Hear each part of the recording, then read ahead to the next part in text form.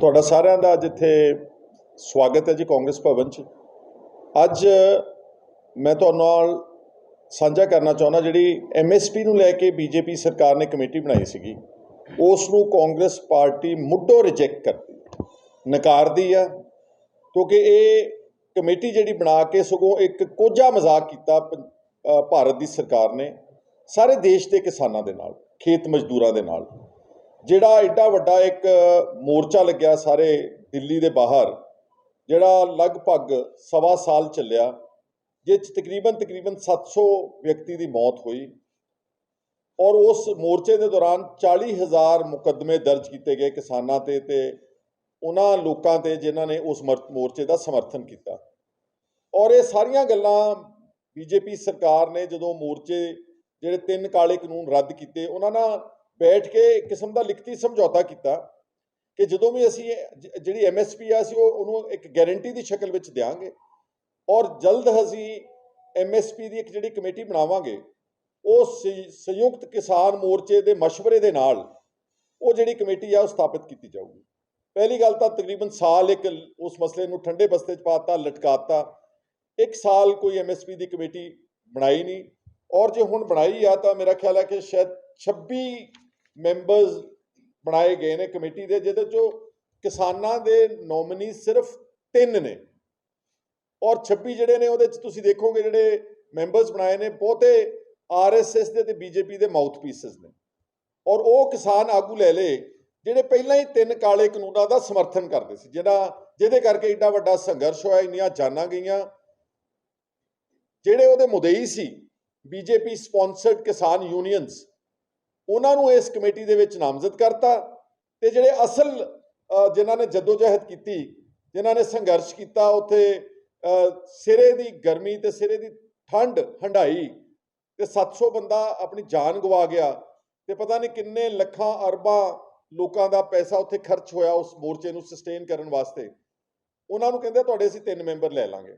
ਔਰ ਜਿਹੜਾ ਉਸ ਕਮੇਟੀ ਦਾ ਹੈੱਡ ਬਣਾਇਆ ਹੈ ਮਿਸਟਰ ਸੰਜੇ ਅਗਰਵਾਲ, ਉਹ ਫਾਰਮਰ ਐਗਰੀਕਲਚਰ ਸੈਕਟਰੀ ਆ, ਰਿਟਾਇਰਡ ਬਿਊਰੋਕਰੈਟ ਨੂੰ।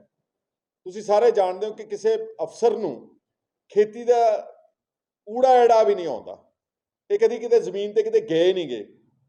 ਜਿੱਦਾਂ ਦੇ ਸਾਡੇ ਮੰਤਰੀ ਸਾਹਿਬ ਕਹਿੰਦੇ ਸੀਗੇ ਨਾ ਪਿਛਲੇ ਦਿਨਾਂ 'ਚ ਸੈਸ਼ਨ 'ਚ, ਪੁੱਛਿਆ ਕਿ ਸੰਗਰੂਰ ਵਿੱਚ ਵੋਟਾਂ ਕਿਉਂ ਘੱਟ ਪਈਆਂ, ਉਹ ਕਹਿੰਦੇ ਵਾਢੀ ਚੱਲ ਰਹੀ ਆ, ਉਧਰ ਝੋਨਾ ਲੱਗ ਰਿਹਾ ਸੀਗਾ। ਐਨ ਉਸੇ ਤਰ੍ਹਾਂ ਨਾਲ ਇਹ ਅਫਸਰ ਜਿਹੜੇ ਨੇ ਇਹ ਸਿਰਫ ਕਲਮਾਂ ਦੇ ਮਾਹਰ ਨੇ, ਇਹਨਾਂ ਨੂੰ ਪ੍ਰੈਕਟੀਕਲ ਜ਼ਿੰਦਗੀ ਬਾਰੇ ਵੈਸੇ ਹੀ ਕੁਝ ਨਹੀਂ ਪਤਾ। ਔਰ ਜਿੰਨਾ ਵੀ ਸਰਕਾਰਾਂ ਦਿੱਲੀ ਤੇ ਚੰਡੀਗੜ੍ਹ ਦੇ AC ਕਮਰਿਆਂ ਵਿੱਚ ਬੈਠ ਕੇ ਨੀਤੀਆਂ ਬਣਾਉਂਦੇ ਨੇ, ਉਹ ਕਦੀ ਸਾਰਥਕ ਨੀਤੀਆਂ ਸਾਬਤ ਨਹੀਂ ਹੋਈਆਂ, ਕਦੀ ਕਾਮਯਾਬ ਹੀ ਨਹੀਂ ਹੋਈਆਂ। ਜਿਸ ਕਰਕੇ ਅੱਜ ਸਾਡਾ ਜਿਹੜਾ ਦੇਸ਼ ਆ ਉਹਦੀ ਜਿਹੜੀ ਐਗਰੇਰੀਅਨ ਇਕੋਨਮੀ ਆ, ਜਿਹੜੀ ਅਰਥ ਵਿਵਸਥਾ ਹੈ ਖੇਤੀ ਦੀ, ਉਹ ਬਿਲਕੁਲ ਤਹਿਸ਼ ਨਹਿਸ਼ ਹੋਈ ਪਈ ਆ। ਮੈਂ ਦਿੱਲੀ ਵੀ ਕਿਹਾ ਸੀਗਾ, ਤੁਹਾਨੂੰ ਵੀ ਦੱਸ ਦੇਣਾ ਕਿ 4.5 ਲੱਖ ਦੇ ਕਰੀਬ ਇਸ ਦੇਸ਼ ਵਿੱਚ ਕਿਸਾਨਾਂ ਨੇ ਪਿਛਲੇ ਕੁਝ ਸਾਲਾਂ 'ਚੋਂ ਆਤਮ ਹੱਤਿਆ ਕੀਤੀ ਹੈ। ਇਹ ਉਹ ਡਾਟਾ ਹੈ ਜਿਹੜਾ NCRB ਦਾ ਵਾ, ਜਿਹੜਾ ਕਿ ਨੋਰਮਲ ਕੇਸ ਵਿੱਚ ਪੁਲਿਸ ਕਿਸੇ ਵੀ ਆਤਮ ਹੱਤਿਆ ਨੂੰ ਸਵੀਕਾਰ ਨਹੀਂ ਕਰਦੀ ਛੇਤੀ ਦੇ ਕੇ, ਉਹਨੂੰ ਕੋਈ ਨਾ ਕੋਈ ਹੋਰ ਰੰਗਤ ਦੇ ਦਿੰਦੇ ਨੇ ਕਿ ਡਿਪਰੈਸ਼ਨ ਸੀਗਾ, ਇਹ ਮਾਨਸਿਕ ਤੌਰ ਤੇ ਬਿਮਾਰ ਸੀਗਾ, ਇਸ ਕਰਕੇ ਨੇ ਆਤਮ ਹੱਤਿਆ ਕੀਤੀ। ਔਰ ਪੰਜਾਬ ਦੇ ਵਿੱਚ ਤੁਸੀਂ ਸਾਰੇ ਜਾਣਦੇ ਹੋ ਕਿ 1 ਲੱਖ ਕਰੋੜ ਦਾ ਕਰਜ਼ਾ ਸਾਡੇ ਕਿਸਾਨਾਂ ਤੇ, ਔਰ ਲਗਾਤਾਰ ਆਤਮ ਹੱਤਿਆਵਾਂ ਪੰਜਾਬ 'ਚ ਖੇਤ ਮਜ਼ਦੂਰਾਂ ਦੀਆਂ ਤੇ ਕਿਸਾਨਾਂ ਦੀਆਂ ਉਹ ਲਗਾਤਾਰ ਹੋ ਰਹੀਆਂ। ਐਡੇ ਵੱਡੇ ਮਸਲੇ ਨੂੰ ਸੁਲਝਾਉਣ ਦੇ ਵਾਸਤੇ ਜਿਹੜਾ ਕਿ ਇੱਕ ਸਭ ਤੋਂ ਵੱਡੀ ਇਹ ਚੁਣੌਤੀ ਆ ਭਾਰਤ ਦੀ ਸਰਕਾਰ ਦੇ ਸਾਹਮਣੇ, ਇੱਕ ਫਰਜ਼ੀ ਕਮੇਟੀ ਬਣਾ ਦਿੱਤੀ ਆ, ਇੱਕ ਬੋਗਸ ਕਮੇਟੀ ਬਣਾ ਦਿੱਤੀ ਆ, ਇੱਕ ਅਫਸਰਸ਼ਾਹੀ ਦੀ ਕਮਾਂਡ ਵਿੱਚ ਕਮੇਟੀ ਬਣਾ ਦਿੱਤੀ ਆ। ਉਹਦੇ 'ਚ ਆਪਣੇ ਬੰਦੇ ਪਹਿਲਾਂ ਹੀ ਭਰਤੀ ਕਰ ਲਏ ਨੇ, ਔਰ ਹੁਣ ਮੈਂ ਦੇਖ ਰਿਹਾ ਹਾਂ ਕਿ MSP ਤੋਂ ਐਗਰੀਕਲਚਰ ਮਿਸਟਰ ਟੋਮਰ ਦਾ ਬਿਆਨ ਦੇਖ ਰਿਹਾ ਸੀਗਾ, ਉਹ MSP ਤੋਂ ਵੀ ਭੱਜ ਰਹੇ ਨੇ। ਐਡੀ ਵੱਡੀ ਜਨਤਕ ਕਮਿਟਮੈਂਟ ਦੇਣ ਤੋਂ ਬਾਅਦ ਅੱਜ ਸਰਕਾਰ ਜਿਹੜੀ ਆ ਉਹ MSP ਦੇਣ ਤੋਂ ਵੀ ਕਤਰਾ ਰਹੀ ਆ। ਇਸ ਕਰਕੇ ਜਿੱਦਾਂ SKM ਦੇ ਆਗੂਆਂ ਨੇ ਕਿਹਾ ਕਿ ਅਸੀਂ ਕਮੇਟੀ ਰਿਜੈਕਟ ਕਰਦੇ ਹਾਂ, ਅਸੀਂ ਉਹਨਾਂ ਦੀ ਸਪੋਰਟ ਕਰਦੇ ਹਾਂ, ਜਿੱਦਾਂ ਉਹਨਾਂ ਨੇ ਕਮੇਟੀ ਰਿਜੈਕਟ ਕੀਤੀ ਔਰ ਉਹਨਾਂ ਨੇ ਕਿਹਾ ਕਿ ਅਸੀਂ ਕੋਈ ਮੈਂਬਰ ਨਹੀਂ ਨਾਮਜ਼ਦ ਕਰਾਂਗੇ ਉਸ ਕਮੇਟੀ 'ਚ, ਔਰ ਉਹਨਾਂ ਨੇ ਕਿਹਾ ਅਸੀਂ ਸੰਘਰਸ਼ ਕਰਾਂਗੇ। ਕਾਂਗਰਸ ਪਾਰਟੀ ਇਸ ਕਿਸਾਨੀ ਅੰਦੋਲਨ ਆਗੂ ਜਿਹੜੇ ਕੋਈ ਕਿਸਾਨ ਅੰਦੋਲਨ ਕਰਨਗੇ ਇਸ ਮੁੱਦੇ ਨੂੰ ਲੈ ਕੇ, ਤਾਂ ਸਾਡੀ ਪਾਰਟੀ ਉਹਨਾਂ ਦਾ 100% ਸਪੋਰਟ ਕਰੇਗੀ। ਅਸੀਂ ਕਿਸਾਨਾਂ ਦੀ ਸਪੋਰਟ ਕਰਾਂਗੇ, ਅਸੀਂ ਖੇਤ ਮਜ਼ਦੂਰਾਂ ਦੀ ਸਪੋਰਟ ਕਰਾਂਗੇ, ਕਿਉਂਕਿ ਇਹ ਬਹੁਤ ਵੱਡਾ ਮਸਲਾ ਹੈ। ਜਦ ਤੱਕ ਇਸ ਮਸਲੇ ਨੂੰ ਸੁਲਝਾਇਆ ਨਹੀਂ ਜਾਂਦਾ, ਉਦੋਂ ਤੱਕ ਇਹ ਦੇਸ਼ ਜਿਹੜਾ ਵਾ ਮੈਂ ਸਮਝਦਾ ਕਿ ਸਹੀ ਮਾਇਨਿਆਂ ਵਿੱਚ ਤਰੱਕੀ ਨਹੀਂ ਕਰ ਸਕਦਾ। ਔਰ ਮੈਂ ਉਦੋਂ ਵੀ ਕਿਹਾ ਸੀ, ਦੁਬਾਰਾ ਰਿਪੀਟ ਕਰ ਦੇਣਾ ਕਿ ਇਹ ਸਰਕਾਰ ਖਾਸ ਤੌਰ ਤੇ ਪਿਛਲੇ ਜਦੋਂ ਦੀ ਮੋਦੀ ਸਾਹਿਬ ਦੀ ਸਰਕਾਰ ਬਣੀ ਆ, ਇਹਨਾਂ ਨੇ 12 ਲੱਖ ਕਰੋੜ ਰੁਪਇਆ ਕਾਰਪੋਰੇਟ ਘਰਾਣਿਆਂ ਦਾ ਕਰਜ਼ਾ ਮਾਫ ਕੀਤਾ ਔਨ ਦ ਪ੍ਰੀਟੈਕਸਟ ਕਿ ਅਕਾਊਂਟਸ NPA ਹੋ ਗਏ, ਕਾਰਪੋਰੇਟ ਘਰਾਣਿਆਂ ਨੂੰ ਘਾਟਾ ਪੈ ਗਿਆ, ਉਹ ਬੈਂਕਰਪਟ ਹੋ ਗਏ। ਸਾਡੇ ਜਿਹੜੇ ਬੈਂਕ ਆ ਇਹਨਾਂ ਨੂੰ ਬਚਾਉਣ ਦੇ ਵਾਸਤੇ ਸਾਨੂੰ ਇਹਨਾਂ ਦਾ ਕਰਜ਼ਾ ਮਾਫ ਕਰਨਾ ਪਵੇਗਾ। 12 ਲੱਖ ਕਰੋੜ ਰੁਪਇਆ ਮਾਫ ਕੀਤਾ ਪਿਛਲੇ 10 ਸਾਲਾਂ ਦੇ ਵਿੱਚ। ਆ ਪਿਛਲੇ ਬਜਟ ਵਿੱਚ 2020-21 ਵਿੱਚ 2 ਲੱਖ ਕਰੋੜ ਰੁਪਇਆ ਇੱਕ ਝਟਕੇ ਦੇ ਵਿੱਚ ਚੰਦ ਘਰਾਣਿਆਂ ਦਾ ਮਾਫ ਕੀਤਾ ਵਾ। ਪਰ ਜਿਹੜਾ ਕਰਜ਼ਾ ਕਿਸਾਨਾਂ ਤੇ ਚੜਿਆ, ਜਿਹੜੇ ਕਰੋੜਾਂ ਪਰਿਵਾਰ ਨੇ ਦੇਸ਼ ਭਾਰਤ ਦੇ ਵਿੱਚ, ਉਹਨਾਂ ਦਾ ਕਰਜ਼ੇ ਦੀ ਕੋਈ ਗੱਲ ਨਹੀਂ ਕਰ ਰਿਹਾ। ਔਰ ਮੈਂ ਉਦੋਂ ਦੁਬਾਰਾ ਰਿਪੀਟ ਕਰ ਦਿੰਦਾ, ਰੇਟ ਆਫ ਇੰਟਰਸਟ ਦੁਨੀਆ ਭਰ ਵਿੱਚ ਕਿਤੇ ਉਹ ਵਿਆਜ ਨਹੀਂ ਲੱਗ ਸਕਦਾ ਜਿਹੜਾ ਵਿਆਜ ਵਪਾਰ ਨੂੰ ਲਾਇਆ ਜਾਂਦਾ ਵਾ। ਲੇਕਿਨ ਸਾਡੇ ਦੇਸ਼ ਵਿੱਚ rate of interest for agriculture purposes and industrial purposes is the same. ਇੱਕੋ ਹੀ ਰੇਟ ਆਫ ਇੰਟਰਸਟ ਆ, 10-11% ਇੰਡਸਟਰੀ ਨੂੰ ਚਾਰਜ ਕਰਦੇ ਨੇ, 10-11% ਹੀ ਐਗਰੀਕਲਚਰ ਨੂੰ ਚਾਰਜ ਕਰਦੇ। ਔਰ ਮੈਂ ਆਪਣੀ ਸਰਕਾਰ ਨੂੰ ਇੱਥੇ ਕਹਿਣਾ ਚਾਹੁੰਦਾ, ਪੰਜਾਬ ਸਰਕਾਰ ਨੂੰ, ਕਿ ਦੇਖੋ ਇੱਕ ਪਾਸੇ ਤੁਸੀਂ ਕਹਿੰਦੇ ਆ ਕਿ ਅਸੀਂ ਖੇਤੀ ਲਈ ਬੜੇ ਚਿੰਤਿਤ ਆ, ਅਸੀਂ ਡਾਇਵਰਸੀਫਿਕੇਸ਼ਨ ਕਰਨਾ ਚਾਹੁੰਦੇ ਹਾਂ, ਅਸੀਂ ਮੂੰਗੀ ਦੀ ਫਸਲ ਬੀਜਣਾ ਚਾਹੁੰਦੇ ਹਾਂ, ਅਸੀਂ ਕਿਸਾਨਾਂ ਨੂੰ ਅਪੀਲ ਕਰਦੇ ਹਾਂ ਕਿ ਨਵੇਂ ਤਰੀਕੇ ਤੌਰ ਅਪਣਾਓ, ਨਵੀਆਂ ਫਸਲਾਂ ਬੀਜੋ ਤਾਂ ਕਿ ਸਾਡਾ ਪੰਜਾਬ ਦਾ ਪਾਣੀ ਧਰਤੀ ਦਾ ਝੋਨੇ ਤੋਂ ਬਚਾ ਸਕੀਏ। ਪਰ ਜਿਸ ਐਗਰੀਕਲਚਰ ਯੂਨੀਵਰਸਿਟੀ ਨੇ, ਪੰਜਾਬ ਐਗਰੀਕਲਚਰ ਯੂਨੀਵਰਸਿਟੀ ਲੁਧਿਆਣਾ, ਜਿਸ ਨੇ ਸੇਧ ਦੇਣੀ ਕਿਸਾਨਾਂ ਨੂੰ, ਜਿਨ੍ਹਾਂ ਨੇ ਖੋਜ ਕਰਨੀ ਆ, ਜਿਨ੍ਹਾਂ ਨੇ ਸਾਰੇ ਰਾਹ ਦੱਸਣੇ ਕਿਸਾਨਾਂ ਨੂੰ, ਤੁਸੀਂ ਸਾਰੇ ਸੁਣ ਕੇ ਹੈਰਾਨ ਹੋ ਜਾਓਗੇ, ਪਿਛਲੇ 1.5 ਸਾਲ ਤੋਂ ਉੱਥੇ ਵਾਈਸ ਚਾਂਸਲਰ ਹੀ ਹੈ ਨਹੀਂਗਾ ਪੰਜਾਬ ਐਗਰੀਕਲਚਰ ਯੂਨੀਵਰਸਿਟੀ ਦੇ ਵਿੱਚ, VC ਹੈ ਨਹੀਂਗਾ। ਇੱਕ IAS ਅਫਸਰ ਨੂੰ ਵਾਈਸ ਚਾਂਸਲਰ ਦਾ ਚਾਰਜ ਦਿੱਤਾ ਹੋਇਆ ਪਿਛਲੇ 1.5 ਸਾਲ ਤੋਂ। Again coming back, howsoever efficient a IAS officer may be, but he can never understand the critical issue of agriculture। ਉੱਥੇ ਹਮੇਸ਼ਾ ਫਾਰਮ ਸਾਇੰਟਿਸਟ ਲਾਏ ਜਾਂਦੇ ਨੇ ਜਿਹੜੇ ਐਗਰੀਕਲਚਰ ਨਾਲ ਤਾਲੁਕ ਰੱਖਣ ਵਾਲੇ ਲੋਕ ਨੇ, ਸਰਦਾਰਾ ਸਿੰਘ ਜੋਹਲ ਵਰਗੇ, KS ਔਲਖ ਵਰਗੇ। ਕੱਲ ਮੈਨੂੰ ਮਿਲੇ ਡਾਕਟਰ MS ਬਾਜਵਾ, ਜਿਹੜੇ ਡਾਇਰੈਕਟਰ ਰਿਸਰਚ ਰਹੇ ਨੇ ਪੰਜਾਬ ਐਗਰੀਕਲਚਰ ਯੂਨੀਵਰਸਿਟੀ। ਉਹਨਾਂ ਨੇ ਕਿਹਾ ਸਾਡੀਆਂ ਜਿਹੜੀਆਂ ਅਹਿਮ ਪੋਸਟ ਨੇ, ਵਾਈਸ ਚਾਂਸਲਰ ਦੀ, ਸ਼ਾਇਦ dean agriculture the, head of department the, if I am not sure director research ਦੀ, ਇਹ ਸਾਰੀਆਂ ਜਿਹੜੀਆਂ ਪੋਸਟਾਂ ਨੇ ਇਹ ਖਾਲੀ ਪਈਆਂ ਨੇ, ਜਾਂ ਇਹਨਾਂ ਨੂੰ ਲਿਆ ਕੇ ਅਫਸਰਾਂ ਨੂੰ ਐਡੀਸ਼ਨਲ ਚਾਰਜ ਦੇ ਦਿੱਤਾ। ਤੇ ਫਿਰ ਆਪਾਂ ਤਰੱਕੀ ਕਿੱਦਾਂ ਕਰ ਸਕਦੇ? ਮਾਨ ਸਾਹਿਬ ਨੂੰ ਪੁੱਛਣਾ ਚਾਹੁੰਦਾ। ਤਾਈਓ ਤੁਹਾਡਾ ਮੂੰਗੀ ਵਾਲਾ ਕੰਮ ਫੇਲ ਹੋਇਆ ਵਾ, ਤਾਈਓ ਤੁਹਾਡੀ DSR ਡਾਇਰੈਕਟ ਸੀਡਿੰਗ, ਜਿਹੜਾ ਤੁਸੀਂ ਕਿੱਡਾ ਵੱਡਾ ਇੱਕ ਰੱਖਿਆ ਸੀਗਾ ਟੀਚਾ, ਤੇ ਲੋਕਾਂ ਨੇ ਬੀਜੀ ਨਹੀਂ, ਕਿਉਂਕਿ ਲੋਕਾਂ ਨੂੰ ਕੋਈ ਪਿੱਛੇ ਸਪੋਰਟ ਨਹੀਂ ਮਿਲ ਰਹੀ। ਔਰ ਪੰਜਾਬ ਐਗਰੀਕਲਚਰ ਯੂਨੀਵਰਸਿਟੀ ਸਾਡਾ ਜਿੱਦਾਂ ਕਹਿੰਦੇ ਕਿ ਖੇਤੀ ਦਾ ਧੁਰਾ ਹੈ, ਇਸ ਕਰਕੇ ਤੁਰੰਤ ਪੰਜਾਬ ਸਰਕਾਰ ਨੂੰ ਸਾਰੇ ਕੰਮ ਛੱਡ ਕੇ it should appoint a regular VC, some eminent personality who knows agriculture, who knows the agrarian economy, not an officer। ਔਰ ਜਿੰਨੀਆਂ ਪੋਸਟਾਂ ਨੇ ਖਾਲੀ ਪਈਆਂ ਉਹ ਭਰਨੀਆਂ ਚਾਹੀਦੀਆਂ ਨੇ। ਔਰ ਨਾਲ ਉਹਨੂੰ ਐਗਰੀਕਲਚਰ ਯੂਨੀਵਰਸਿਟੀ ਨੂੰ ਸਪੋਰਟ ਕਰੋ, ਉਹਨੂੰ ਫਾਈਨੈਂਸ਼ੀਅਲ ਤੌਰ ਤੇ ਕਿ ਰਿਸਰਚ ਕਰਨ, ਨਵੀਆਂ ਚੀਜ਼ਾਂ ਕੱਢਣ। ਇਹੀ ਯੂਨੀਵਰਸਿਟੀ ਆ ਜਿਹਨੇ ਹਰੀ ਕ੍ਰਾਂਤੀ ਲਿਆਂਦੀ, ਇਹੀ ਯੂਨੀਵਰਸਿਟੀ ਵਿੱਚੋਂ ਚਿੱਟੀ ਕ੍ਰਾਂਤੀ ਪੈਦਾ ਹੋਈ ਸੀ ਆਪਣੇ ਭਾਰਤ ਸਰਕਾਰ ਦੇਸ਼ ਵਿੱਚ, ਜਿਹਨੇ ਆਣ ਕੇ ਇੱਕ ਵਾਰ ਐਗਰੀਕਲਚਰ ਨੂੰ ਕਾਫੀ ਬੂਸਟ ਦਿੱਤਾ ਔਰ ਜਿਹਦੇ ਕਰਕੇ ਥੋੜਾ ਆਮਦਨ ਜਿਹੜੀ ਸੀ ਕਿਸਾਨਾਂ ਦੀ ਕਾਫੀ ਹੱਦ ਤੱਕ ਵਧੀ। ਇਸ ਕਰਕੇ ਇਹ ਸਰਕਾਰ ਤੋਂ ਮੈਂ ਉਮੀਦ ਕਰਦਾ। ਦੂਸਰਾ, ਕੱਲ ਮੈਂ ਗਡਵਾਸੂ ਗਿਆ ਸੀਗਾ, ਉੱਥੇ ਮੈਨੂੰ ਬਹੁਤ ਸਾਰੇ ਕਿਸਾਨ ਵੀ ਮਿਲੇ, ਚਲੋ ਵੈਟਨਰੀ ਡਾਕਟਰਸ ਦੀ ਸਪੋਰਟ ਕਰਨ ਗਿਆ ਸੀਗਾ। ਉਹਨਾਂ ਨੇ ਇੱਕ ਹੋਰ ਬੜੀ ਅੱਛੀ ਗੱਲ ਕੀ ਕਹਿੰਦੇ, ਜਿਹੜਾ ਸੀਡ ਹੈ, ਜਿਹੜਾ ਬੀਜ ਹੈ ਪੰਜਾਬ ਦੇ ਵਿੱਚ, ਚਾਹੇ ਉਹ ਕਾਟਨ ਦਾ ਹੈ, ਚਾਹੇ ਉਹ ਝੋਨੇ ਦਾ, ਚਾਹੇ ਉਹ ਕਣਕ ਦਾ, ਤੇ ਚਾਹੇ ਉਹ ਕਿਸੇ ਹੋਰ ਫਸਲ ਦਾ ਹੈ, ਇਹ ਸਾਰੇ ਡੁਪਲੀਕੇਟ ਸੀਡ ਜਾ ਰਹੇ ਨੇ ਮਾਰਕੀਟ ਦੇ ਵਿੱਚ। BT ਕਾਟਨ, ਉਹਦੇ ਜਿਹੜੇ ਸੀਡ ਬਾਅਦ ਵਿੱਚ ਜਦੋਂ ਸਪੂਰੀਅਸ ਸੀਡਸ ਹੋ ਗਏ, ਬਹੁਤ ਸਾਰੇ ਸਕੈਂਡਲ ਹੋਏ, ਤੁਸੀਂ ਵਿਧਾਨ ਸਭਾ ਵਿੱਚ ਸੁਣਿਆ, ਬਹੁਤ ਸਾਰੇ ਆਗੂਆਂ ਨੇ ਇਸ ਘੁਟਾਲਿਆਂ ਨੂੰ ਚੱਕਿਆ। ਪਰ ਅੱਜ ਪੰਜਾਬ ਸਰਕਾਰ ਦੀ ਕੋਈ ਸੀਡ ਪਾਲਿਸੀ ਨਹੀਂ ਹੈ। ਸੀਡ ਸਭ ਤੋਂ ਮੇਨ ਚੀਜ਼ ਹੈ, ਉਸੇ ਨੇ ਫਸਲ ਬਣਾਉਣੀ ਆ, ਉਸੇ ਤੋਂ ਗੰਨਾ ਪੈਦਾ ਹੋਣਾ, ਉਸੇ ਤੋਂ ਕਣਕ, ਝੋਨਾ ਤੇ ਹੋਰ ਦਾਲਾਂ ਵਗੈਰਾ ਪੈਦਾ ਹੋਣੀਆਂ ਨੇ। ਲੇਕਿਨ ਜਦ ਸਾਡੇ ਕੋਲ ਸੀਡ ਹੀ ਸਰਟੀਫਾਈਡ ਨਹੀਂ ਹੋਏਗਾ, ਓਰੀਜਨਲ ਨਹੀਂ ਹੋਏਗਾ, ਚੰਗਾ ਨਹੀਂ ਹੋਏਗਾ, ਪਾਏਦਾਰ ਨਹੀਂ ਹੋਏਗਾ, ਤੇ ਫਸਲ ਦਾ ਝਾੜ ਕਿੱਥੋਂ ਹੋ ਜਾਏਗਾ? ਔਰ ਮਾਰਕੀਟ ਦੇ ਵਿੱਚ ਕੰਪਲੇਂਟ ਆ ਕਿ ਖਾਸ ਤੌਰ ਤੇ ਨਰਮੇ ਦੀ ਬਹੁਤ ਡੁਪਲੀਕੇਟ ਸੀਡ ਜਿਹੜਾ ਮਾਰਕੀਟ ਦੇ ਵਿੱਚ ਚੱਲ ਰਿਹਾ ਵਾ। ਸੋ ਮੇਰੀ ਸਰਕਾਰ ਨੂੰ ਇਹ ਪੁਰਜ਼ੋਰ ਅਪੀਲ ਆ ਕਿ ਇੱਕ ਸੀਡ ਪਾਲਿਸੀ ਬਣਾਈ ਜਾਵੇ।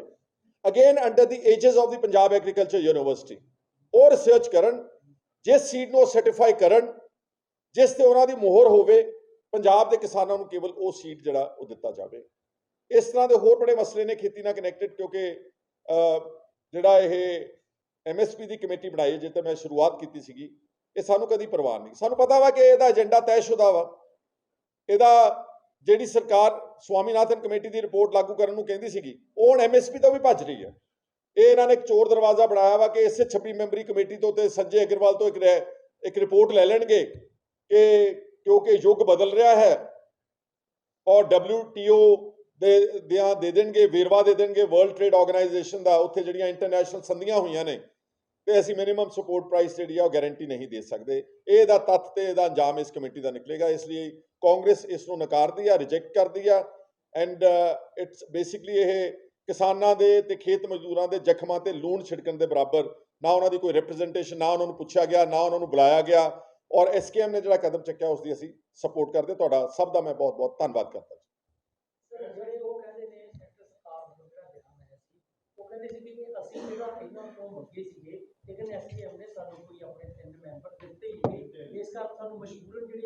ਨਹੀਂ, ਉਹਨਾਂ ਨੇ ਰਿਜੈਕਟ ਹੀ ਕਰਤਾ ਜੀ। ਉਹਨਾਂ ਨੇ ਕਿਹਾ ਅਸੀਂ ਮਨਾ ਹੀ ਕਰਤਾ, ਅਸੀਂ ਦੇਣੇ ਨਹੀਂਗੇ।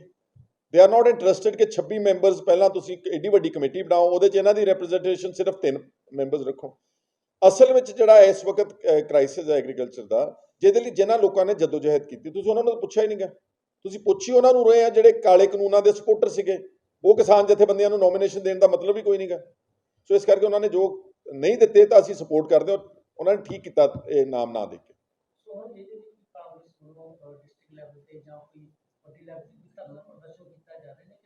ਨਹੀਂ, ਇਸ ਤਰ੍ਹਾਂ ਕਿ ਅਸੀਂ ਹਲੇ ਮੇਰਾ ਸੰਗਠਨ ਜਿਹੜਾ ਨਾ, ਮੈਂ ਹਲੇ ਉਹਦਾ ਟੇਕ ਓਵਰ ਨਹੀਂ ਕੀਤਾ ਹੈਗਾ। ਮੈਂ ਆਉਣ ਵਾਲੇ ਦਿਨਾਂ ਜਿੰਨੇ ਵੀ ਵਾਈਟਲ ਇਸ਼ੂਜ਼ ਹੋਣਗੇ ਐਗਰੀਕਲਚਰ ਦੇ, ਨਾਟ ਓਨਲੀ MSP ਕਮੇਟੀ, ਪਰ ਇਹਦੇ ਫਸਲਾਂ ਨਾਲ ਕਨੈਕਟਡ, ਇਹਦੀ ਖਰੀਦ ਨਾਲ ਕਨੈਕਟਡ, ਸੀਡਸ ਨਾਲ, ਸਪੂਰੀਅਸ ਜਿਹੜੇ ਸੀਡਸ ਆ ਰਹੇ ਨੇ ਮਾਰਕੀਟ, ਉਹਦੇ ਨਾਲ connected, vice chancellor agriculture university ਦਾ ਨਾ ਹੋਣਾ ਔਰ ਰਿਸਰਚ ਨੂੰ ਦੇ ਕੰਮ ਨੂੰ ਠੱਪ ਹੋਣਾ, ਇਹ ਸਾਰੇ ਮਸਲਿਆਂ ਦੇ ਉੱਤੇ ਅਸੀਂ ਕਰੂਸੇਡ ਵੀ ਕਰਾਂਗੇ। ਔਰ ਲਗਾਤਾਰ ਮੈਂ ਕੱਲ ਰਾਜਪੁਰੇ ਗਿਆ, ਉੱਥੇ ਹੁਣ 1119 ਏਕੜ ਜ਼ਮੀਨ 1994 ਦੀ ਸਰਕਾਰ ਨੇ ਐਕਵਾਇਰ ਕੀਤੀ ਹੋਈ ਆ ਫॉर ਇੰਡਸਟਰੀਅਲ ਪਾਰਕ। ਉਹਦੇ 'ਚੋਂ ਸਿਰਫ 98 ਏਕੜ ਵਰਤੀ, ਬਾਕੀ ਜ਼ਮੀਨ ਵਰਤੀ ਨਹੀਂ ਗਈ ਪਿਛਲੇ 28 ਸਾਲ ਤੋਂ। ਤੇ ਕਿਸਾਨ ਜਿਹੜੇ ਗਰੀਬ ਨੇ ਉੱਥੇ ਧਰਨੇ ਤੇ ਬੈਠੇ ਨੇ, ਔਰ ਮੈਂ ਉਹਨਾਂ ਦੀ ਮਦਦ ਕਰਨ ਗਿਆ। ਔਰ ਮੈਂ ਸਰਕਾਰ ਨੂੰ ਅਪੀਲ ਕੀਤੀ ਹੈ ਕਿ ਉੱਥੇ 533 ਏਕੜ ਵਿੱਚ ਜੰਗਲ ਹੋ ਗਿਆ, ਬੰਜਰ ਹੋ ਗਈ ਜ਼ਮੀਨ। 400 ਕੁਛ ਏਕੜ 88 ਏਕੜ ਸ਼ਾਇਦ ਗਵਰਨਮੈਂਟ ਨੇ ਮੋੜ ਦਿੱਤੀ ਸੀ, ਡੀਨੋਟੀਫਾਈ ਕਰਤੀ ਸੀ, ਜਿਹੜੀ ਐਕਵਾਇਰ ਕੀਤੀ ਸੀ। ਤਾਂ ਮੈਂ ਉਹਨਾਂ ਦੀ ਸਪੋਰਟ। ਸੋ ਇਸ ਤਰ੍ਹਾਂ ਨਾਲ ਸਪੌਟ ਵਿਜ਼ਿਟ ਕਰਨਾ, ਮੱਤੇਵਾੜੇ ਵਰਗਾ ਅਗਰ ਕਿਸਾਨਾਂ ਨਾਲ ਕੋਈ ਬੇਈਮਾਨੀ ਕਰੇਗਾ, ਠੱਗੀ ਠੋਰੀ ਕਰਨਗੇ, ਤਾਂ ਅਸੀਂ ਇਸ ਤਰ੍ਹਾਂ ਦੀ ਕਾਲਸ ਦੇ ਕੇ ਜਨਤਕ ਤੌਰ ਤੇ ਗਰਾਊਂਡ ਜ਼ੀਰੋ ਤੇ ਜਾ ਕੇ ਵਿਰੋਧ ਕਰਿਆ ਕਰਾਂਗੇ।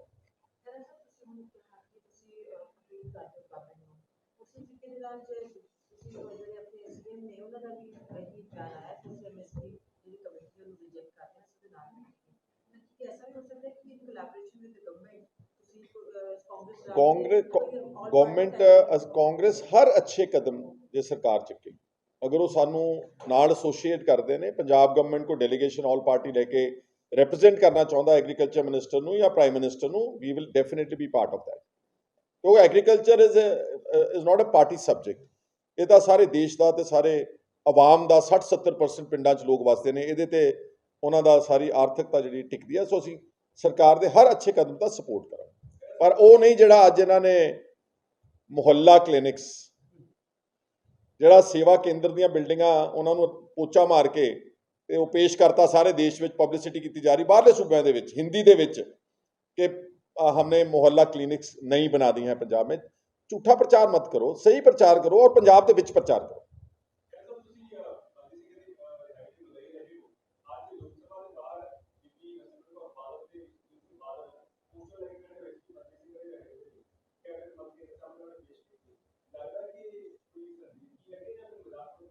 देखो, मैं तो बंदी ਸਿੰਘਾਂ ਦੀ रिहाई का इशू अज का नहीं, अरसे तो सपोर्ट कर रहे। एंड मैं तो इस गल का मुद्दई हाँ कि इकल्ले सिख कैदी नहीं, जे किसी होर धर्म के कैदी ने भी कैद पूरी कर ली, वो सारे छड्डे जाने चाहिए, चाहे वो कोई मुसलमान है, चाहे कोई हिंदू है, चाहे कोई ईसाई है।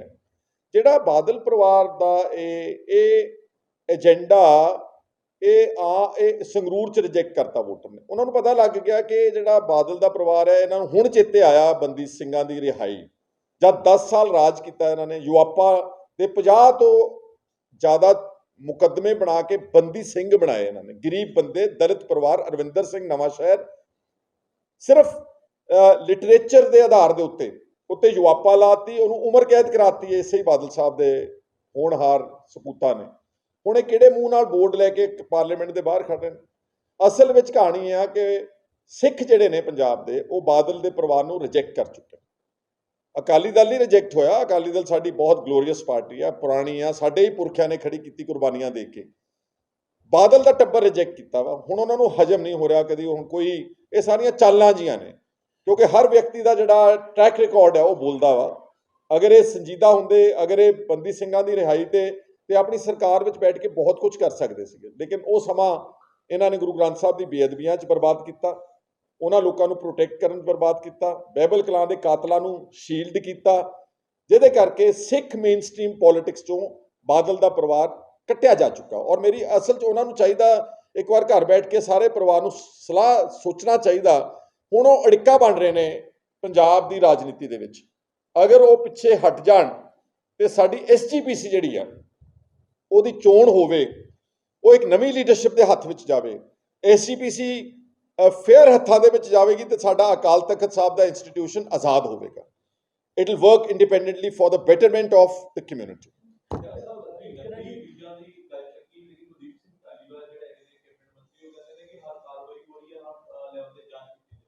नहीं, ये तो स्टैंडर्डाइज्ड बयान है सरकार के मिनिस्टरों का कि हम देख रहे हैं, एक्शन होएगा, बट असल कहानी ये है कि थल्ले जिहड़ा सरकार का जिहड़ा काम-काज आ ਉਹਦੇ ਵਿੱਚ ਕੋਈ ਅੰਤਰ ਨਹੀਂਗਾ। ਅਗਰ ਆਪਾਂ ਪੁਰਾਣਿਆਂ ਨੂੰ ਗਾਲਾਂ ਕੱਢਦੇ ਸੀਗੇ ਤੇ ਇਹਦੇ ਵਿੱਚ ਬਦਲਾਅ ਵਾਲੀ ਰਾਜਨੀਤੀ ਕੋਈ ਨਹੀਂ ਹੈਗੀ। ਜੇ ਕੋਈ ਹੈ ਤਾਂ ਤੁਸੀਂ ਮੈਨੂੰ ਜਾਣੂ ਕਰਵਾ ਦਿਓ।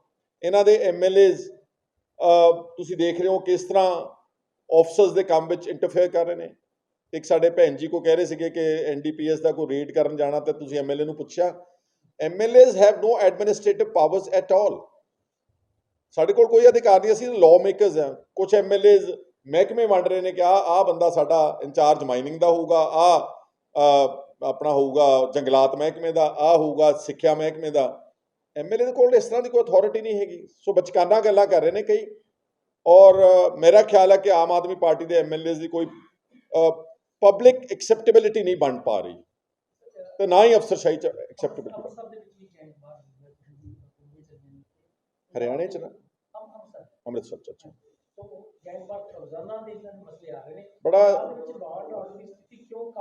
ਬੜਾ ਸੀਰੀਅਸ ਇਸ਼ੂ ਆ। Law and order continues to be on the fringe, on the edge. ਬੜਾ ਮੈਂ ਸਮਝਦਾ ਭਗਵੰਤ ਸਿੰਘ ਮਾਨ ਹੋਮ ਮਿਨਿਸਟਰ ਵੀ ਨੇ, ਔਰ ਇਹਨਾਂ ਨੂੰ ਬਹੁਤ ਪਰਸਨਲ ਇਹਦੇ ਤੇ ਮੁਦਾਖਲਤ ਕਰਨੀ ਚਾਹੀਦੀ। ਪੁਲਿਸ ਨੂੰ ਪਹਿਲਾਂ ਡੀਪੋਲਿਟਿਸਾਈਜ਼ ਕਰਨ, ਉਹਦਾ ਸਿਆਸੀਕਰਨ ਖਤਮ ਕਰਨ। ਪਰ ਮੈਂ ਦੇਖ ਰਿਹਾ ਵਾਂ ਕਿ ਜਿਹੜਾ ਆਮ ਆਦਮੀ ਪਾਰਟੀ ਦਾ ਤੌਰ ਤਰੀਕੇ ਨੇ, ਇਹ ਤਾਂ ਮਗਰਲਿਆਂ ਨਾਲੋਂ ਵੀ ਭੈੜੇ ਨੇ। ਇਹ ਤਾਂ ਬਦਲਾਖੋਰੀ ਦੇ ਉਤਰੇ ਹੋਏ ਨੇ। ਤੁਸੀਂ ਦੇਖਿਆ ਸੰਗਤ ਸਿੰਘ ਦੇ ਕੇਸ, ਗਿਲਜੀਆਂ ਦੇ ਕੇਸ ਵਿੱਚ ਪਹਿਲਾਂ ਸ਼ਾਇਦ ਕਹਿ ਰਹੇ ਸੀਗੇ, ਪ੍ਰਚਾਰ ਕੀਤਾ ਕਿ 80,000 ਟਰੀ ਗਾਰਡਸ ਵਿੱਚ ਘਪਲਾ ਕੀਤਾ। ਬਾਅਦ 'ਚ ਪਤਾ ਲੱਗਿਆ, ਇਫ ਆਮ ਨਾਟ ਰੋਂਗ, ਕਿ 1450 ਟਰੀ ਗਾਰਡ ਦਾ ਇਲਜ਼ਾਮ ਲਾ ਰਹੇ ਨੇ ਤੇ ਹਾਈ ਕੋਰਟ ਨੇ ਉਹਨਾਂ ਨੂੰ ਐਂਟੀਸਿਪੇਟਰੀ ਬੇਲ ਦਿੱਤੀ ਆ। ਮੈਂ ਕਰਨਾ ਤਾਂ ਸੀ ਨੇ, ਮੈਂ ਤੁਹਾਡੇ ਨਾਲ ਸ਼ੇਅਰ ਕਰ ਲੈਣਾ। ਮੇਰੇ ਤੇ ਹੁਣ ਲੇਟੈਸਟ ਕੱਲ੍ਹ ਚੀਫ ਮਿਨਿਸਟਰ ਆਫਿਸ ਤੋਂ ਮੇਰੇ ਖਿਲਾਫ ਕੋਈ ਰੈਵਨਿਊ ਰਿਕਾਰਡ ਦੀ ਛਾਣਬੀਣ ਕਰਨ ਲਈ 25 ਬੰਦੇ ਪਹੁੰਚੇ ਹੋਏ ਸੀਗੇ ਆਦਮਪੁਰ ਵਿੱਚ। ਆਦਮਪੁਰ ਵਿੱਚ ਕੋਈ ਅੱਜ ਤੋਂ 95-96 'ਚ, ਕਿੰਨੇ ਸਾਲ ਹੋ ਗਏ ਪਿੱਛੇ ਨੂੰ ਜੀ? 25 ਸਾਲ। 25 ਸਾਲ ਪਹਿਲਾਂ ਮੇਰਾ ਖਿਆਲ ਹੈ ਕੋਈ 9-10 ਕਨਾਲ ਜਗ੍ਹਾ ਅਸੀਂ ਲਈ ਸੀ, ਮੈਂ ਲਈ ਸੀ। ਔਰ ਉਹ ਜਿਹੜੀ 9-10 ਕਨਾਲ ਜਗ੍ਹਾ ਸੀ, ਉਹ ਕਿਸੇ ਨੇ, ਜਿਹੜੇ ਪਾਕਿਸਤਾਨ ਤੋਂ ਇਵੈਕਿਊ ਨਹੀਂ ਆਏ ਸੀਗੇ, ਰਿਫਿਊਜੀ ਆਏ ਸੀਗੇ, ਉਹਨਾਂ ਨੇ ਕੋਈ ਆਪਣਾ ਕਲੇਮ ਪਵਾਇਆ ਡਿਸਪਲੇਸਮੈਂਟ ਦਾ, ਜਾਂ ਕੋਈ ਕਲੇਮ ਲਿਆ ਉਹਨਾਂ ਨੇ ਸੈਂਟਰਲ ਗਵਰਨਮੈਂਟ ਦੀ ਜ਼ਮੀਨ 'ਚੋਂ। ਕੋਈ ਸ਼ਾਇਦ 20 ਕਨਾਲ ਜਗ੍ਹਾ ਦਾ ਕਲੇਮ ਲਿਆ ਉਹਨਾਂ ਨੇ। ਆਦਮਪੁਰ ਦਾ ਪਿੰਡ ਵੀ ਮੈਨੂੰ ਯਾਦ ਨਹੀਂ ਆ ਰਿਹਾ, ਉਹਦਾ ਪਿੰਡ ਦਾ ਨਾਮ ਭੁੱਲ ਰਿਹਾ ਮੈਂ। ਆਦਮਪੁਰ ਸ਼ਹਿਰ ਦੇ ਨਾਲ ਹੀ ਸੀਗਾ ਉਹ। 20 ਕਨਾਲ ਜਗ੍ਹਾ ਉਹਨਾਂ ਨੇ ਲੈ ਲਈ। ਉਹ 'ਚੋਂ ਅੱਧੀ ਜਿਹੜੀ ਜਗ੍ਹਾ ਸੀਗੀ ਉਹ ਮੈਂ ਪਰਚੇਜ਼ ਕੀਤੀ। ਲੈਜਿਟਮੇਟ ਉਹਨਾਂ ਨੇ ਕਲੇਮ ਲਿਆ, ਕਲੇਮ ਦਾ ਦਖਲ ਪਵਾਇਆ ਗਿਆ, ਉਹਨਾਂ ਨੂੰ ਪੋਜੈਸ਼ਨ ਦਿੱਤਾ ਗਿਆ, ਉਹਨਾਂ ਦੇ ਨਾਮ ਤੇ ਇੰਤਕਾਲ ਹੋਇਆ, ਉਹਦੇ ਤੋਂ ਮੈਂ ਲਿਆ। 96-96 'ਚ ਲੈ ਲਿਆ ਹੋਣਾ ਵਾ, ਤੇ ਕੋਈ 2017 ਦੇ ਵਿੱਚ ਉਸ ਮੈਂ 9-10 ਕਨਾਲ ਨੂੰ ਵੇਚ ਦਿੱਤਾ। ਲੀਗਲੀ ਲਿਆ, ਲੀਗਲੀ ਵੇਚਤਾ। ਚੀਫ ਮਿਨਿਸਟਰ ਦੇ ਆਫਿਸ ਦੇ 25 ਅਫਸਰ ਉੱਥੇ ਇੱਕ SDM ਲੋਕਲ ਨੂੰ ਲੈ ਕੇ ਜਲੰਧਰ SDM 2 ਨੂੰ ਆਦਮਪੁਰ ਤਹਿਸੀਲ ਤੇ ਪਟਵਾਰੀਆਂ ਨਾਲ ਕੱਲ ਸਵੇਰੇ 9 ਵਜੇ ਤੋਂ ਲੈ ਕੇ 3:30 ਵਜੇ ਤੱਕ ਖੱਪਦੇ ਰਹੇ ਨੇ। ਤੇ ਝੂਠਾ ਪਰਚਾ ਦਰਜ ਕਰਨਾ ਚਾਹੁੰਦੇ ਆ ਮੈਂ ਖੁੱਲਾ ਸੱਦਾ ਵਾ ਖੁੱਲਾ ਐਡਾ ਕਰ ਦਿਓ ਪਰਚਾ ਦਰਜ। ਜੇ ਤੁਹਾਡੇ ਜੇ ਤੁਸੀਂ ਸਮਝਦੇ ਹੋ ਕਿ ਕਿਸੇ ਆਦਮੀ ਦਾ ਮੂੰਹ ਬੰਦ ਕਰਾਉਣਾ, ਉਹਨੂੰ ਧਮਕਾਉਣਾ, ਉਹਨੂੰ ਡਰਾਉਣਾ, ਉਹਨੂੰ ਜੇਲ੍ਹ 'ਚ ਭੇਜਣਾ, ਤੇ ਜੀ ਸੱਦ ਕੇ ਪਰਚਾ ਦਰਜ ਕਰੋ। But I have done nothing wrong in that. Absolutely black and white ਵਿੱਚ ਕਰੈਕਟ ਚੀਜ਼ ਲਈ ਹੈ, ਲੈਜੀਟੀਮੇਟ ਓਨਰਸ਼ਿਪ ਤੋਂ ਮੈਂ ਲਈ। ਕਿਸੇ ਨੇ ਅਗਰ ਕੋਈ ਕਲੇਮ ਕਹਿੰਦੇ ਨੇ, ਕਲੇਮ ਤੱਕ ਜਾ ਰਹੇ ਨੇ, ਅਗਰ ਕਿਸੇ ਨੇ ਕਲੇਮ ਲਿਆ ਦੈਨ ਦੇ ਆਰ ਰਿਸਪੌਂਸਿਬਲ। ਫਿਰ ਗਵਰਨਮੈਂਟ ਨੇ ਉਹਨਾਂ ਦੀ ਜ਼ਮੀਨ ਦਾ ਕਲੇਮ ਨੂੰ ਉਹਨਾਂ ਦੇ ਨਾਮ ਤੇ ਕਿਉਂ ਚੜਾਇਆ ਉਹ ਰਕਬਾ, ਫਿਰ ਉਹਨਾਂ ਨੂੰ ਮਾਲਕ ਬਣਾਇਆ, ਫਿਰ ਉਹਨਾਂ ਨੂੰ ਪੋਜੈਸ਼ਨ ਦਿੱਤਾ, ਉਹਨਾਂ ਤੋਂ ਮੈਂ ਖਰੀਦੀ, ਫਿਰ ਸ਼ਾਇਦ 25 ਸਾਲ ਉਹ ਜਗ੍ਹਾ ਪਈ ਰਹੀ, 25 ਸਾਲ ਬਾਅਦ ਵੇਚੀ, ਜਿਹਨੂੰ ਵੇਚੀ ਉਹਦੇ ਨਾਂ ਦੇ ਉੱਤੇ ਵੀ ਟ੍ਰਾਂਸਫਰ ਹੋ ਗਈ। ਪਰ ਚੀਫ ਮਿਨਿਸਟਰ ਭਗਵੰਤ ਸਿੰਘ ਮਾਨ ਦੀ ਇਹਦੀ ਇੰਸਟਰਕਸ਼ਨਸ ਹੋਣਗੀਆਂ, 25 ਅਫਸਰ 5 ਘੰਟੇ ਐਡੀ ਕੁ ਗੱਲ ਦੇ ਉੱਤੇ ਜ਼ਾਇਆ ਕੀਤੇ ਨੇ। ਉਹ ਫੜਨੀ ਹੈ ਤੇ ਕਰਪਸ਼ਨ ਕੋ ਵੱਡਿਆਂ ਦੀ ਫੜੋ, ਜਿਹੜੇ ਅਸਲ ਲੁੱਟਦੇ ਨੇ ਤੁਹਾਡੇ ਅਫਸਰ, ਜਿਨ੍ਹਾਂ ਨੇ ਮੋਹਾਲੀ ਜ਼ਿਲ੍ਹੇ ਦੇ ਆਲੇ ਦੁਆਲੇ ਸਭ ਨੇ ਅਰਬਾਂ ਖਰਬਾਂ ਰੁਪਏ ਦੀ ਪ੍ਰਾਪਰਟੀਜ਼ ਬਣਾਈ ਹੋਈ ਆ। ਮੇਰਾ ਤੁਸੀਂ ਕੱਢ ਵੀ ਲਵੋਗੇ, ਅਗਰ ਕੋਈ ਝੂਠਾ ਮੁਕੱਦਮਾ ਦਰਜ ਵੀ ਕਰ ਦਿਓ, I will face it. I have faced enough of these false cases. 7 ਮੁਕੱਦਮੇ ਪਹਿਲਾਂ ਬਾਦਲ ਦੇ ਟੱਬਰ ਨੇ ਮੇਰੇ ਤੇ ਬਣਾਏ, 7 ਦੇ 7 ਉੱਡ ਗਏ, ਹਾਈ ਕੋਰਟ ਨੇ ਕੁਆਸ਼ ਕਰਤੇ 7 ਦੇ 7। ਤੇ ਇੱਕ ਮੇਰੇ ਤੇ ਬੀਜੇਪੀ ਨੇ ਬਣਾਇਆ ਈਡੀ ਦਾ, ਜਿਹਦੇ ਬਾਰੇ ਮੈਂ ਤੁਹਾਨੂੰ ਸਾਰਾ ਵੇਰਵਾ ਦੇ ਚੁੱਕਾ ਵਾਂ, ਜਿਹਦੀ ਚਲਾਨ ਦੇ ਵਿੱਚ ਇੱਕ ਵੀ ਤੱਥ ਨਹੀਂਗਾ, ਸਿਰਫ ਬੱਚਿਆਂ ਦੀ ਸ਼ਾਦੀ ਦਾ ਚੱਕ ਕੇ ਖਰਚਾ ਈਡੀ ਦਾ ਕੇਸ ਬਣਾਤਾ, ਮੈਨੂੰ ਜੇਲ੍ਹ ਭੇਜ ਦਿੱਤਾ। ਤੋ ਤੁਹਾਡਾ ਕੀ ਖਿਆਲ ਹੈ ਕਿ ਮੈਂ ਇਦਾਂ ਦੇ ਗਿੱਦੜ ਭੁੱਕੀਆਂ ਤੋਂ, ਇਦਾਂ ਦੇ ਜਿਹੜੇ ਫਜ਼ੂਲ ਦੀਆਂ ਗੱਲਾਂ ਕਰਦੇ ਤੋਂ ਮੈਂ ਡਰਨ ਵਾਲਾ ਹੈਗਾ? ਵਾਹਿਗੁਰੂ ਦੇ ਵਿੱਚ ਵਿਸ਼ਵਾਸ ਹੈ ਮੇਰਾ, ਮੈਂ ਕੋਈ ਗੱਲ ਇਦਾਂ ਦਾ ਗਲਤ ਕੰਮ ਕੀਤਾ ਨਹੀਂਗਾ। ਅਗਰ ਕਹਿਣਗੇ ਤਾਂ ਮੂੰਹ ਤੋੜ ਜਵਾਬ ਇਹਨਾਂ ਦਾ ਉੱਥੇ ਦਿੱਤਾ ਜਾਵੇ। ਤੁਹਾਡਾ ਸਾਰਿਆਂ ਦਾ ਬਹੁਤ ਬਹੁਤ ਸ਼ੁਕਰੀਆ।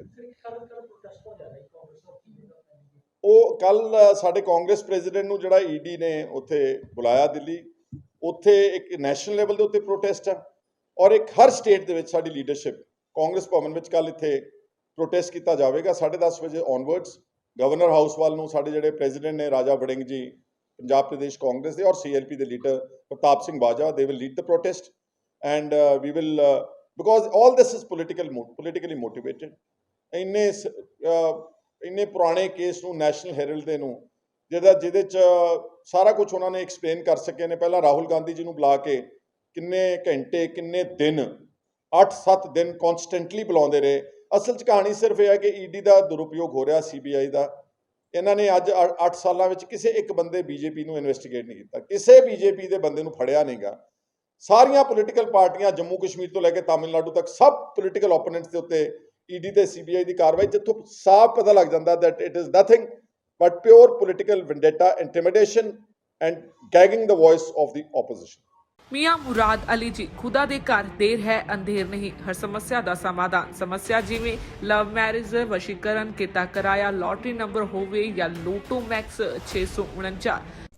मेरे और मेरे पति के बीच में बहुत अनबन रहती थी, जिसकी वजह से मैं बहुत सारे तांत्रिकों से मिली, पर मुझे कोई समाधान नहीं मिला। उसके बाद मैं मियां मुराद अली जी से मिली, जिससे कि अब मैं अपने वैवाहिक जीवन में बहुत खुश हूँ। ਪਹਿਲਾਂ ਮੇਰਾ ਲਵ ਮੈਰਿਜ ਨੂੰ ਲੈ ਕੇ ਕੋਈ ਵੀ ਕੰਮ ਨਹੀਂ ਬਣ ਰਿਹਾ ਸੀ, ਬਹੁਤ ਜਗ੍ਹਾ ਤੇ ਧੱਕੇ ਖਾਏ। ਫਿਰ ਬਾਅਦ ਵਿੱਚ ਮੈਨੂੰ ਕਿਸੇ ਨੇ ਮੀਆਂ ਮੁਰਾਦ ਜੀ ਅਲੀ ਬਾਰੇ ਦੱਸਿਆ ਤੇ ਅੱਜ ਦੇਖੋ ਮੈਂ ਆਪਣੇ ਵਿਵਾਹਿਕ ਜੀਵਨ ਦੇ ਵਿੱਚ ਬਹੁਤ ਖੁਸ਼ ਹਾਂ। ਕਾਰੋਬਾਰ ਇੱਕਦਮ ਠੱਪ ਹੋ ਗਿਆ ਸੀ, ਅਸੀਂ ਬੜੇ ਔਖੇ ਹੋ ਗਏ। ਫਿਰ ਸਾਨੂੰ ਕਿਸੇ ਨੇ ਮੀਆਂ ਮੁਹੰਮਦ ਅਲੀ ਜੀ ਬਾਰੇ ਦੱਸਿਆ। ਉਹਨਾਂ ਨੇ ਸਾਡੀ ਸਮੱਸਿਆ ਦਾ ਚੰਗੀ ਤਰ੍ਹਾਂ ਜੜੋਂ ਨਿਪਟਾਰਾ ਕਰ ਦਿੱਤਾ। ਹੁਣ ਅਸੀਂ ਬਹੁਤ ਖੁਸ਼। ਹੁਣੇ ਕਾਲ ਕਰੋ 98 417 18786, 97 797 24075।